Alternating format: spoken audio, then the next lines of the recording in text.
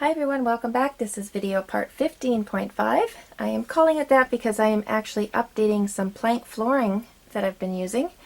As some of you know, this is the first time I'm using cardboard as flooring. Usually I use wood for floors, but in this tree I've decided to switch things up and try some different materials. So I'm just going to give you an update with this one, so let's go and check it out.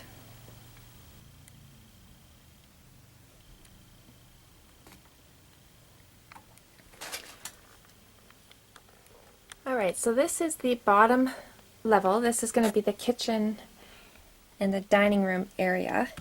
And this video is an update actually to the plank flooring that I did. If you remember, the first one I did, the very first time I ever tried a plank floor was the one back there, and it was part 15. So that's why I'm calling this part 15.5, is because I'm updating that technique a little bit. So I did this floor again, that one, but I did a couple of things differently. First of all, I cut the planks in the direction of the lines in the cardboard, which I'm going to show you in a minute. I'm going to take you to my desk and show you what I mean. It gives you a cleaner look in the plank when you cut a certain way. And I also painted this floor a cream colored first, and then I painted on the instant coffee. So it's quite different from the way I did that floor back there. That floor back there, I painted it white, and then I just kind of washed on the instant coffee, which turned out fine. I mean, I'm not upset with that floor at all. I quite like it. But I think this one turned out just a little bit better. So I did take a few videos while I was doing this floor, so I will throw those in so you can see.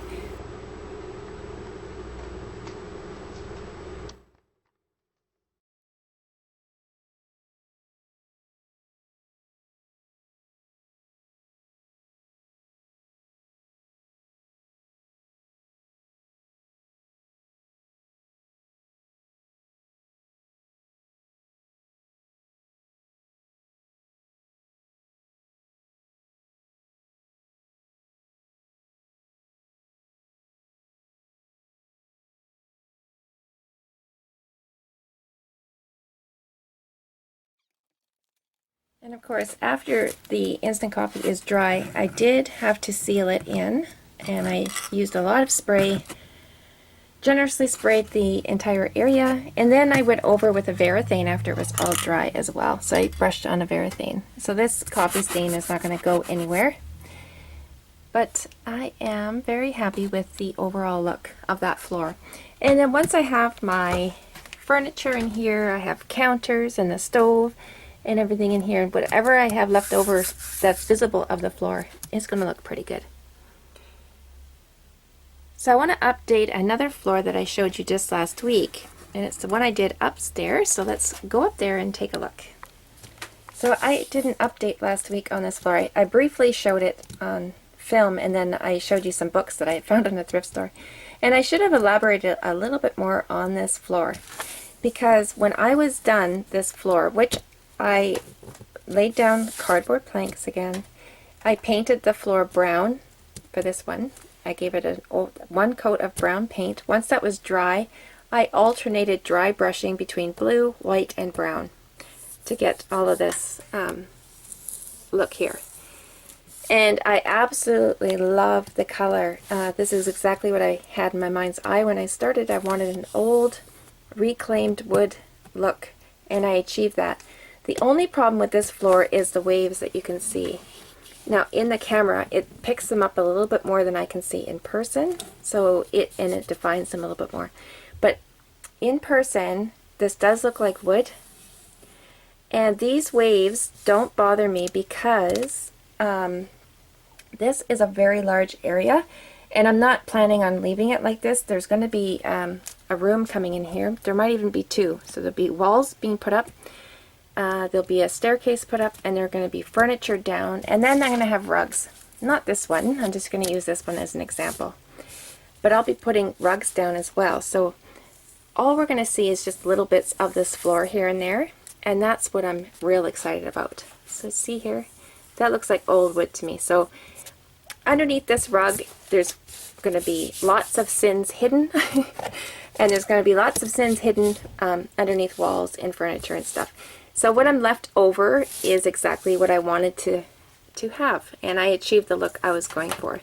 So these waves in here can be avoided if you cut the cardboard in the right direction. So let's head over to my desk and I'll show you what I mean. Don't mind the huge mess here on my desk. I just wanted to show you this cardboard. You can see the lines going across. You want to cut with those lines. And what I had done with those other ones, I had cut against them. So you can see, how do we get there? Oh, there we go. You can see the lines there. So I was cutting this way. And what happens is when you do that and you shorten up the plank, the width of the plank, all you're left with is those lines. And it looks like waves when you put them down side by side. So the better way to do it is cut with the grain, I say. So there's the lines there. So you would take your ruler and cut with those lines. You don't have to cut on the lines, but just cut in the same direction as them, and it will eliminate most of those waves. You will still get some, because some of the waves just come from a layer of the cardboard getting a little bit wet, and so it will look a little bit wavy. But the overall look will look very, very good. I'm happy with it if you cut with the grain. And even if you make a mistake like I did and you cut against the grain, it's not a big deal. Because like I said, once you cover up the floor with your rugs and your furniture, most of it's going to be disappearing anyway. Alright guys, so that's it about the plank flooring. Hopefully that's helpful. I think the plank flooring is absolutely wonderful. It's such a cheap way to do some flooring, and in such a large tree like I'm making right now. I'm going to back up and show you this tree in the next couple of videos. I'm not going to do it right now. But this is absolutely large tree, so the amount of flooring that I needed for this tree, I think economically it was smart just to go with the cardboard. So in one of my previous videos, I had mentioned that I couldn't do the floor until my dad installed some wood down here, and I wasn't sure exactly what he was going to do, but he ended up making me, I wish I would have got it on film before we installed it, but it's an absolutely beautiful chunk of wood here, and it's nice and thick, and the way he done it is in a way that where I don't have to have a brace in the middle. So this is absolutely solid. I could stand on this and it would hold me up, but I don't need a brace in the middle. So I'm not too sure yet what I'm going to do underneath here.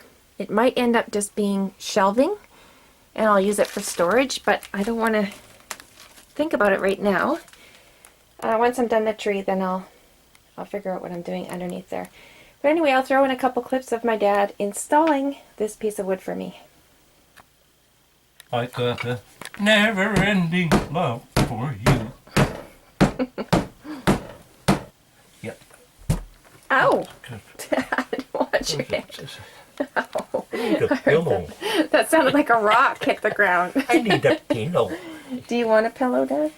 No, How about... nothing. So we'll put this one over here. Alright.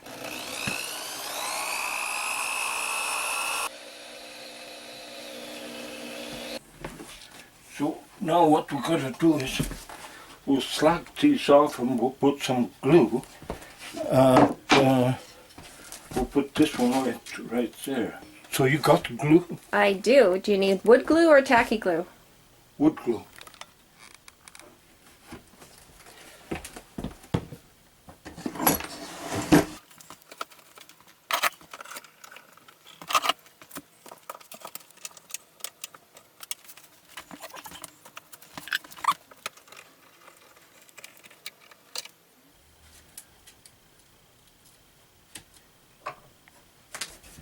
That's exciting.